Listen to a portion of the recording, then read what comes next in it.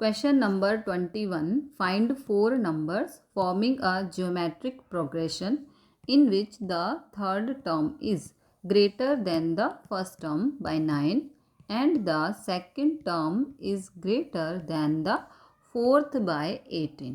तो इसमें सबसे पहले फोर नंबर्स निकालने हैं A1, A2, A3, A4। ये चार नंबर आपको निकालने हैं तो जीपी में है। ओके, तो जब कभी हमें ऐसे फाइंड करना होता है तो हमें पता होता है ये ए है, ये ए आर है, ये ए आर स्क्वायर है। ओके, और इसको हम ए आर क्यूब लिख सकते हैं। तो बेसिकली हमें फर्स्ट टर्म और रेशियो चाहिए। अब ये फाइंड करने के लिए हमें गिवन है कि जो थर्ड टर्म है वो फर्स्ट टर्म से बड़ी है 9। ओके, अगर फर्स्ट टर्म आपकी 2 है तो जो थर्ड टर्म है वो 2 + 9 यानी कि 11 है थर्ड टर्म। ओके, तो हम यहाँ पे लिख सकते हैं कि जो थर्ड टर्म है वो फर्स्ट टर्म से 9 बड़ी है इसलिए प्लस। ओके, एंड एक चीज़ और दे रखी है कि जो सेकंड टर्म जो है वो फोर्थ टर्म से सेकंड टर्म जो है वो फोर्थ टर्म से 18 बड़ी है। तो बड़ी है इसलिए यहाँ पर भी प्लस। ओके, तो अगर फोर्थ टर्म में 18 ऐड करेंगे तो सेकंड टर्म बन जाएगी। ओके, इसको हम अब ओपन कर सकते हैं।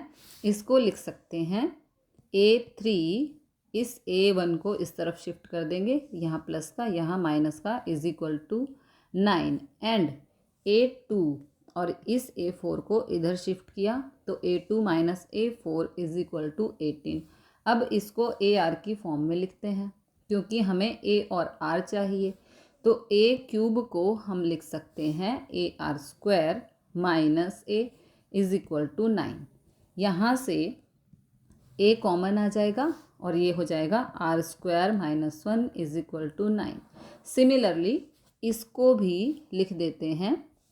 A2 को लिख सकते हैं AR, A4 को लिख सकते हैं AR³ is equal to 18। Okay, तो अब इसमें से AR कॉमन, इसमें से AR हमने कॉमन ले लिया, सॉरी यहाँ ब्रैकेट नहीं लगाया, AR हमने कॉमन ले लिया यहाँ पर, तो अंदर बचा 1 - R² इज इक्वल टू 18।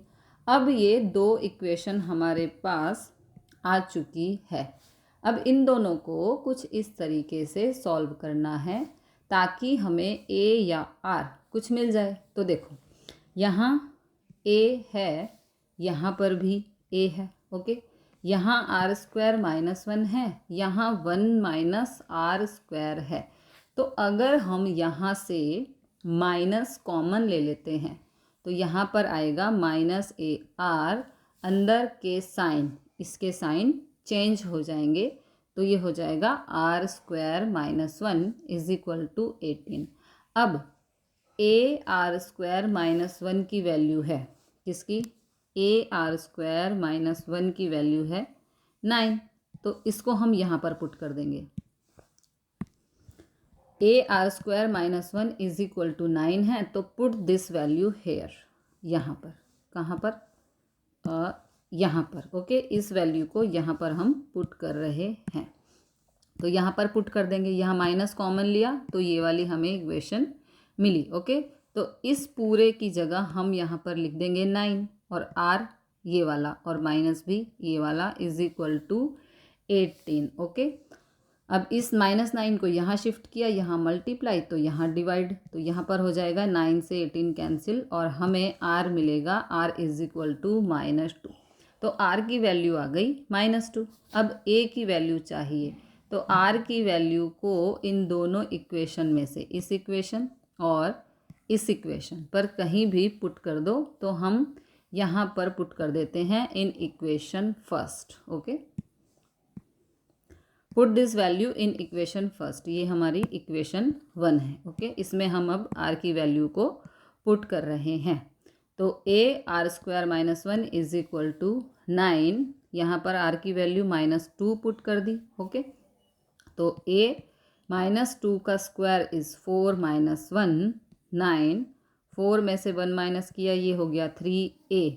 ए को यहीं पर छोड़ा, ये मल्टीप्लाई हो रहा था, इधर आके डिवाइड, और ये हो गया कैंसिल। तो a इज इक्वल टू हमें मिला 3। ओके। अब हमारे पास a और r दोनों आ चुके हैं। ठीक है, a और r दोनों आ चुके हैं, तो बाकी 4 टर्म्स हम निकाल लेंगे। कौन सी? ये वाली। a is equal to 3, a की 2, a r इज इक्वल टू 3 इंटू -2 -6। ओके।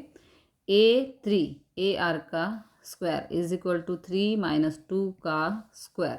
3 - 2 का स्क्वायर इज 4, 4 3 ज़ा 12। a4 a r cube is equal to 3, a की जगह 3,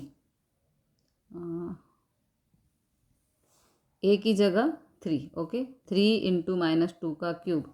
अब पावर जो है ऑड है, तो इसलिए यहाँ पर माइनस रहेगा। 8 3 ज़ा -24। तो जीपी हो गया, 4 टर्म्स आ गई हमारी। 3 - 6 12 - 24।